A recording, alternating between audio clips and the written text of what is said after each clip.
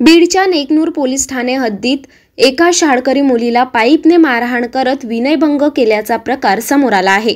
या प्रकरणात 3 जणांवर पोलीस ठाण्यात गुन्हा दाखल करण्यात आला आहे। शाळकरी मुलगी मैत्रिणीसोबत शाळेत जात असताना शुभम बोरखडे, मधुकर केमकर आणि एका अनोळखी मुलांनी शाळकरी मुलीला बळजबरी उचलून वाहनात बसवले। यावेळी काही अंतरावर तिचा विनयभंग करत जीवे मारण्याची धमकी देण्यात आली।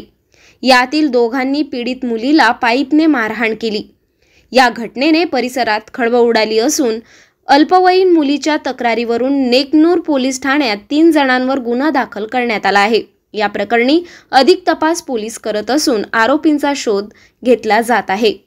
यामध्ये नेकनूर पोलीस स्टेशन अंतर्गत एका खेडेगावामध्ये एका मुलीचं ती शाळेत गेली असताना अपहरण केलं आणि याबाबत गुन्हा दाखल करण्यात आलेला आहे आणि तिला मारहाण पण झालेली आहे। असं याबाबत तिला मेडिकल पण केलेलं आहे तिचं आणि यामध्ये गुन्हा दाखल करण्यात आलेला आहे। 2 आरोपी निष्पन्न झालेले आहेत आणि त्यांचा शोध चालू आहे। एक आरोपी सध्या अनोळखी आहे। या सदरचा तपास पिंक पथक केज यांच्याकडे देण्यात आलेला असून पुढील तपास चालू आहे।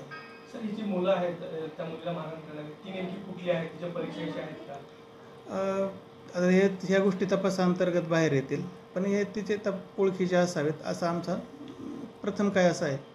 सर, हा प्रकार नेमका कुठल्या ठिकाणी झालेला होता आणि कसं उघड झालं? हा तर शाळेच्या जवळच झालेला आहे। आता गावाचं नाव मला तुम्हाला सांगता नाही येणार, गावाचं नाव सांगत नाही आणि मुलीचं नाव पण सांगत नाही। यामध्ये हा तपासाचा भाग आहे आणि तपासाअंतर्गत जे काही पुढील घटना होतील ते तुम्हाला वेळोवेळी अपडेट केल्या जातील।